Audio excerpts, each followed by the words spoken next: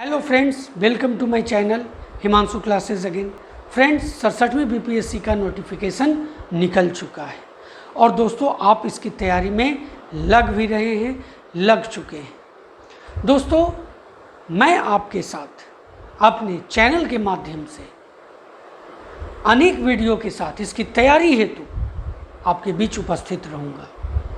दोस्तों, इस क्रम में आज मैं आपके साथ मॉडर्न हिस्ट्री से रिलेटेड बहुत ही इम्पोर्टेंट चैप्टर पर आपसे बात करने वाला हूँ। दोस्तों, वह चैप्टर है भारतीय राष्ट्रीय आंदोलन।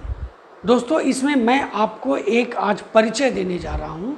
उसके बाद मैं इसके सभी पार्टों को डिटेल में अनेक वीडियो के माध्यम से लेकर के आपके बीच में उपस्थित हूँगा। दोस्तों, ये भारतीय राष्ट्रीय आंदोलन एक बहुत बड़ा चैप्टर है और इसमें मैं परिचय को भी 2 खंड में बांट करके आपके साथ उपस्थित हूँ। दोस्तों, मैं आज आपके साथ भारतीय राष्ट्रीय आंदोलन की शुरुआत कर रहा हूँ, जिसमें मैं आज आपको भारतीय राष्ट्रीय कांग्रेस की स्थापना से लेकर के जलियांवाला बाग हत्याकांड तक आपके साथ चर्चा करने वाला हूँ। तो बहुत ही इम्पोर्टेंट है दोस्तों, बीपीएससी को लेकर के और अनेक कॉम्पिटिटिव एग्जामिनेशन के लिए, क्योंकि इससे अनेक क्वेश्चंस आते हैं। तो चलिए इस वीडियो की शुरुआत करते हैं। दोस्तों, भारतीय राष्ट्रीय आंदोलन के 3 चरण हैं। पहला है उदारवादी चरण, जो भारतीय राष्ट्रीय कांग्रेस की स्थापना यानी 1885 से लेकर के बंगाल विभाजन के जस्ट पहले तक का जो समय है दोस्तों, वो उदारवादी चरण है। 1905 तक, 1885 से 1905 तक का ये 20 साल का जो ड्यूरेशन है। उसके बाद उग्रवादी चरण आता है। ये 1905 से 1919 ईस्वी तक जाता है, यानी कि बंगाल विभाजन के बाद जो उसका विरोध प्रदर्शन हुआ, वहाँ से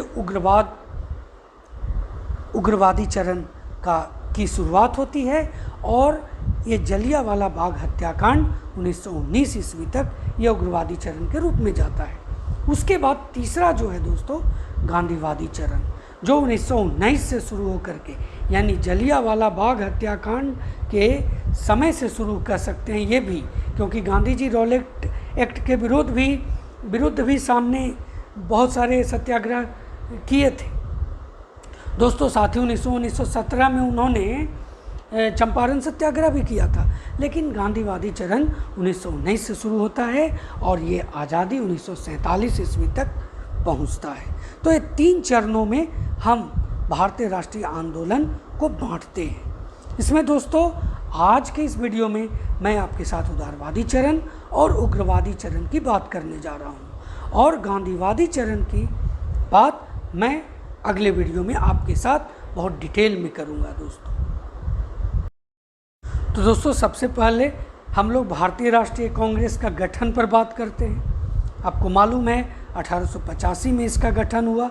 तो कब हुआ? 28 दिसंबर 1885 को मुंबई में हुआ था। संस्थापक कौन थे? ए.ओ. ह्यूम, जो भारतीय नेताओं के सहयोग से इसकी स्थापना किए थे। Sir, A.O.. ह्यूम का फुल जो नाम है दोस्तों, जो उनका पूरा नाम है वो है एलन ऑक्टेवियन ह्यूम, और यह एक अवकाश प्राप्त ब्रिटिश अधिकारी थे दोस्तों, और इन्होंने ही इसकी स्थापना की। दोस्तों, मुंबई में आयोजित कांग्रेस का जो प्रथम अधिवेशन था, उसकी अध्यक्षता व्योमेश चंद्र बनर्जी ने की। इस अधिवेशन में दोस्तों मात्र 72 प्रतिनिधियों ने भाग लिया था, मात्र 72 प्रतिनिधियों ने, याद रखिएगा। प्रारंभ में ब्रिटिश सरकार ने कांग्रेस को अपना सुरक्षा कवच समझकर सहयोग दिया, लेकिन दोस्तों बाद में जब कांग्रेस ने वैधानिक सुधारों की मांग रखी ना, तो अंग्रेजों का कांग्रेस से मोह भंग हो गया। दोस्तों, 1885 में भारतीय राष्ट्रीय कांग्रेस की जब स्थापना हुई, तो इसके साथ ही एक अखिल भारतीय राजनीतिक मंच का जन्म हुआ। इसी के साथ विदेशी शासन से भारत की स्वतंत्रता का संघर्ष दोस्तों एक संगठित रूप से प्रारंभ हुआ। दोस्तों, कांग्रेस के जन्म के साथ ही भारतीय इतिहास में एक नया युग आरंभ हुआ। छोटे छोटे विद्रोही दलों तथा जो लोकल दल थे दोस्तों, इन सभी ने अपने को कांग्रेस में विलीन कर लिया। कांग्रेस ने शुरुआत से ही एक पार्टी नहीं बल्कि एक आंदोलन का काम किया और यह आंदोलन भारतीय राष्ट्रीय आंदोलन के नाम से जाना जाता है। तो अब हम लोग बात करने वाले हैं बंगाल विभाजन जो 1905 में हुआ। देखिए, जैसे ही राष्ट्रीय कांग्रेस की स्थापना हुई ना, उसके साथ ही पूरा भारत जो था, यहाँ के लोग जो थे, ब्रिटिश शासन के विरुद्ध एक राष्ट्रीय मुख्यधारा में शामिल हो रहे थे। तब बंगाल जो था दोस्तों, वो भारतीय राष्ट्रवाद का प्रधान केंद्र था और उस समय बंगाल में बिहार, उड़ीसा, पश्चिम बंगाल, साथ ही साथ दोस्तों बांग्लादेश, ये सभी आता था बंगाल के ही अंदर। तो इस राष्ट्रवादी जो मुख्य धारा में भारत के लोग जा रहे थे और एक समझिए कि ज़बरदस्त लॉबी बन रही थी अंग्रेज़ों के खिलाफ,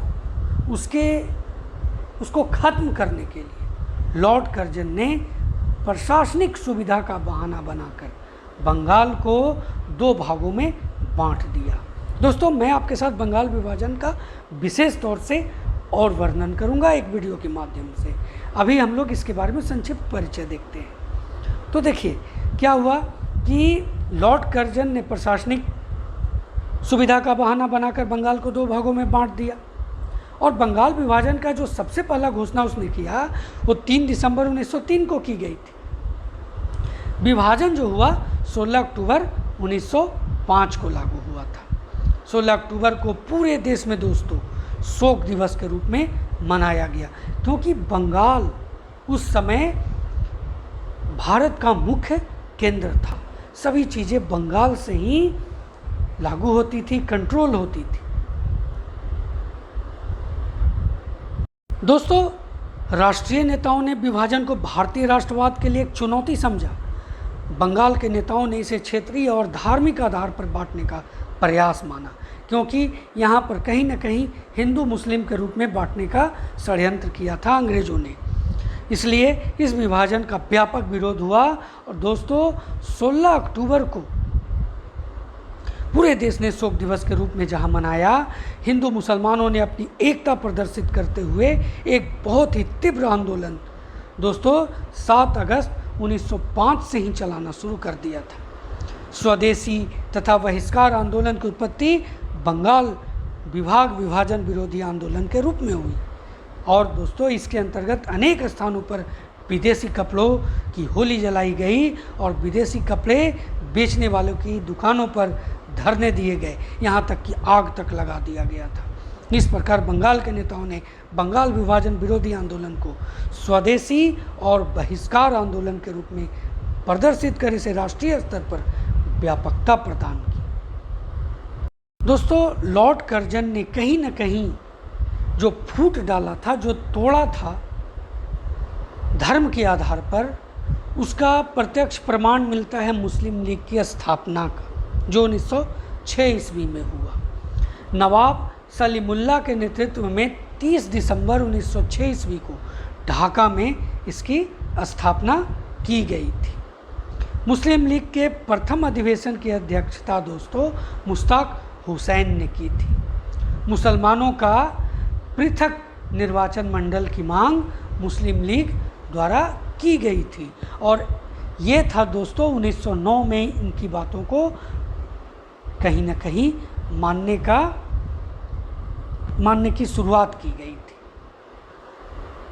अब दोस्तों हम लोग बात करने वाले हैं कांग्रेस के सूरत अधिवेशन 1907 ईस्वी में जो हुआ, जिसे सूरत फूट के भी नाम से जानते हैं। देखिए, सूरत अधिवेशन का आयोजन जो था दोस्तों 26 दिसंबर 1907 को ताप्ती नदी के किनारे सूरत में संपन्न हुआ। दोस्तों, जैसा कि मैंने आपको बताया, इसे सूरत फूट के नाम से जाना जाता है क्योंकि इस अधिवेशन में कांग्रेस स्पष्ट रूप से नरमपंथियों और गर्मपंथियों में विभाजित हो गई। और इसका कारण क्या था? तो जहां उग्रवादी जो पंथ था वो लाला लाजपत राय को कांग्रेस का अध्यक्ष बनाना चाहते थे। वहीं नरमपंथी जो थे वो रास बिहारी बोस को अध्यक्ष बनाना चाहते थे। और नरमपंथियों के तरफ से जो इसका अध्यक्षता जिन्होंने किया वो थे रास बिहारी बोस, और जिसके कारण यहाँ फूट पड़ गई थी। अब आगे बढ़ते हैं तो चलाते हैं हम लोग दिल्ली दरबार 1911 ईस्वी का। तो दोस्तों इसमें क्या है कि 1911 ईस्वी में एक भव्य दरबार का आयोजन किया गया था, जिसमें इंग्लैंड के तत्कालिक सम्राट जॉर्ज पंचम और उनकी पत्नी दोस्तों मैरी ने शिरकत किया था। इस आयोजन का कारण मुख्य रूप से दोस्तों जो बंगाल विभाजन हुआ था 1905 में, उससे बहुत से लोग नारुष्ट हो गए थे, और इन रुष्ट लोगों को मनाने के लिए और बंगाल विभाजन को रद्द करने का फैसला लेने के लिए यह दिल्ली दरबार लगाया गया था। साथ ही दोस्तों राजधानी को कलकत्ता से दिल्ली स्थानांतरित किया गया था। दोस्तों क्योंकि अंग्रेज़ों का यह मानना था कि भारत पर शासन करने के लिए राजधानी केंद्र में होना जरूरी है, और उस स्थिति में दिल्ली सबसे बेस्ट प्लेस अंग्रेज़ों के लिए था दोस्तों। इसीलिए राजधानी को कलकत्ता से दिल्ली स्थानांतरित किया गया, क्योंकि एक और कारण था कि कलकत्ता में जिस तरह से राष्ट्रीय आंदोलन का उबाल हो रहा था वो अंग्रेज़ों के लिए ठीक नहीं था। साथ ही दोस्तों बंगाल को पूर्ववत स्थिति में लाने का भी ऐलान किया गया था इस दिल्ली दरबार के अंतर्गत। दोस्तों अब हम लोग बात करेंगे होम रूल आंदोलन, जिसका शुरुआत 1916 में हुआ। बाल गंगाधर तिलक ने 1916 में इस आंदोलन की शुरुआत की थी। एनी बेसेंट ने सितंबर 1916 में होम रूल की स्थापना अडयार में की थी, और इसके प्रथम सचिव थे जॉर्ज अरुंडेल। दोस्तों प्रथम विश्व युद्ध के आरंभ होने पर भारतीय राष्ट्रवादी नेताओं ने सरकार के युद्ध प्रयास में सहयोग का निश्चय किया। इसके लिए एक वास्तविक राजनीतिक जन आंदोलन की आवश्यकता थी। ऐसा कोई जन आंदोलन भारतीय राष्ट्रीय कांग्रेस के नेतृत्व में संभव नहीं था। नरमपंथियों के नेतृत्व में एक निष्क्रिय और जड़ संगठन बन चुके थे। इसलिए 1915-16 में 2 होम रूल लीग की स्थापना की गई थी, जिसका एक का नेतृत्व बाल गंगाधर तिलक ने किया महाराष्ट्र में, और दूसरे का नेतृत्व एनी बेसेंट ने 1916 में अडयार से शुरू इसका किया। भारतीय होम रूल लीग का गठन दोस्तों आयरलैंड के होम रूल लीग के नमूने पर किया गया, जो तात्कालिक परिस्थितियों में तेजी से उभरती हुई दोस्तों उस समय की प्रतिक्रियात्मक राजनीति के नए स्वरूप का प्रतिनिधित्व करता था। एनी बेसेंट और बाल गंगाधर तिलक इस नए स्वरूप के नेतृत्व करता थे। होम रूल आंदोलन के दौरान तिलक ने अपना प्रसिद्ध नारा स्वराज हमारा जन्मसिद्ध अधिकार है और मैं इसे लेकर रहूँगा दिया था। दोस्तों 1917 का वर्ष होम रूल के इतिहास में एक मोड़ बिंदु था। जून में एनी बेसेंट और उनके सहयोगियों को गिरफ्तार कर लेने के बाद आंदोलन अपने चरम पर था। सितंबर 1917 में भारत सचिव मॉन्टेग्यू की घोषणा, जिसमें होम रूल का समर्थन किया गया था, ने इस आंदोलन को एक निर्णायक मोड़ ला दिया। लीग ने अपने उद्देश्यों की सफलता के लिए एक कोष बनाया था और धन एकत्रित किया, सामाजिक कार्यों का आयोजन किया तथा स्थानीय प्रशासन के कार्यों में भागीदारी भी निभाई। अब देखते हैं चंपारण सत्याग्रह। बिहार के चंपारण सत्याग्रह जो 1917 ईस्वी में हुआ। दोस्तों बिहार में अंग्रेजी सरकार द्वारा जो नील की खेती थी, जो 3 कट्ठिया पद्धति से कराई जाती थी, यानी 1 बीघे में 3 कट्ठा में नील की खेती कराई जाती थी। दोस्तों ये बहुत बड़ा अत्याचार था किसानों पर, और जब भारत के किसान नेता जा कर के गांधी जी से मिले तो गांधी जी ने इस अत्याचार पर आवाज़ उठाई, इसका नेतृत्व किया, सत्याग्रह किया दोस्तों, और इसमें उन्हें सफलता प्राप्त हुई उनकी बातों को माना गया। चंपारण विद्रोह पर मैं आपके लिए एक नया वीडियो जब लाऊंगा तो इसके बारे में डिटेल में आपके साथ चर्चा करूंगा। तो दोस्तों इसमें एक बहुत ही महत्वपूर्ण प्रश्न यह है, एक तो आप हमें जानते होंगे चंपारण विद्रोह 1917 ईस्वी में हुआ। सबसे इम्पोर्टेंट जो यहाँ पर जो क्वेश्चन है दोस्तों वह है कि यहीं से महात्मा गांधी का भारतीय राष्ट्रीय आंदोलन में प्रवेश हुआ था। अब बात करते हैं रॉलेट एक्ट 1919 ईस्वी की। दोस्तों अंग्रेजी सरकार द्वारा 10 दिसंबर 1917 ईस्वी में न्यायाधीश सर सिडनी रॉलेट की अध्यक्षता में एक समिति की स्थापना की गई थी और इसका उद्देश्य भारत में उस समय जो क्रांतिकारी गतिविधियां हो रही थी, क्रांतिकारी आंदोलन हुआ था, उसका जांच करवाना था, उसको कहीं ना कहीं दमन करना था। और दोस्तों सन 1919 में अंग्रेज़ों ने भारत के क्रांतिकारी घटनाओं पर ब्रेक लगाने के लिए यह एक नया कानून रॉलेट एक्ट पारित किया। इस कानून में दोस्तों किसी भी व्यक्ति को संदिग्ध बताकर बिना सबूत, बिना वकील, बिना गवाह गिरफ्तार किया जा सकता था। दोस्तों प्रथम विश्व युद्ध की जब समाप्ति हुई और उस समय जब भारतीय जनता संवैधानिक सुधारों की उम्मीद कर रही थी तो ब्रिटिश सरकार ने दमनकारी रॉलेट एक्ट को जनता के सामने खड़ा किया।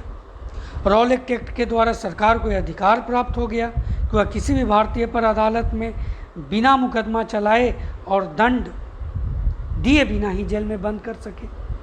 1919 में रॉलेट एक्ट के विरोध में दोस्तों गांधी जी ने एक अखिल भारतीय आंदोलन की शुरुआत की थी इसके विरोध में, और इसके तहत डॉक्टर सैफुद्दीन किचलू और डॉक्टर सतपाल जैसे लोकप्रिय नेताओं को गिरफ्तार किया गया।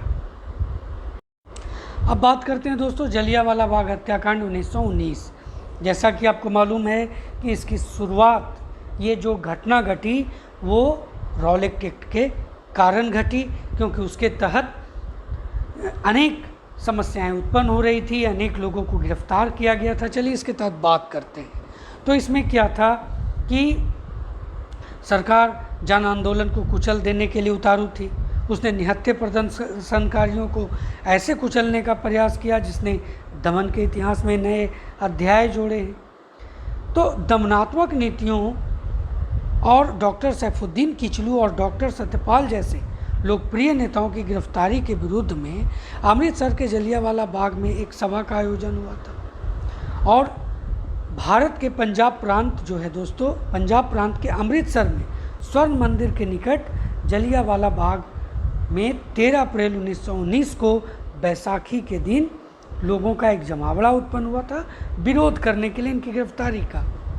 और उसी दिन क्या हुआ था कि जब ये विरोध हुआ तो उधर से जनरल डायर आया जो एक अंग्रेज अधिकारी था, ने अचानक उस सभा में गोलियां चलवाना शुरू कर दिया। बिना कुछ समझे कि ना, बिना कुछ धमकी दिए उसने सीधे सीधे गोलियां चलवाना शुरू कर दिया, जिसमें 400 से अधिक व्यक्ति मारे गए और 2000 से अधिक घायल हो गए। दोस्तों जब इस घटना का मतलब आप कहीं कहीं जब लाइव वृत्तांत देखिएगा तो आपके रोंगटे खड़े हो जाएंगे, आपके खून खौल जाएंगे उन अंग्रेज़ों के खिलाफ। तो अमृतसर के डिप्टी कमिश्नर कार्यालय में दोस्तों ये जो मृत्यु की जो स्थिति है कि कितने शहीद हुए, तो 484 शहीदों की सूची है, जबकि जलियांवाला बाग में कुल 388 शहीदों की सूची है। ब्रिटिश राज के अभी जो अभिलेख हैं, जो दस्तावेज हैं, इस घटना में 200 लोगों को घायल होने, जहां 2000 लोग हुए वो 200 कहता है, और वहीं शहीद होने वालों की संख्या 379 बताता है। दोस्तों अंग्रेज़ों को इसका समझ हुआ, पर काफ़ी समय के बाद देखिए 1997 में महारानी एलिजाबेथ ने इस स्मारक पर मृतकों को श्रद्धांजलि दी थी। दोस्तों 2013 में ब्रिटिश प्रधानमंत्री आए थे, उस समय जो तत्कालिक प्रधानमंत्री थे डेविड कैमरॉन, वो आए थे और यहाँ के स्मारक पर भी आए थे। दोस्तों उन्होंने विजिटर्स बुक में लिखा कि ब्रिटिश इतिहास का यह एक शर्मनाक घटना थी। तो दोस्तों ये था आपके बीच में पार्ट 1 भारतीय राष्ट्रीय आंदोलन का, जिसमें मैंने आपके साथ चर्चा की भारतीय राष्ट्रीय कांग्रेस की स्थापना से लेकर के जलियांवाला बाग हत्याकांड तक। अब मैं आपके बीच आऊँगा असहयोग आंदोलन से लेकर के भारत की आज़ादी तक के सारे चीज़ों को आपके बीच में रखूँगा।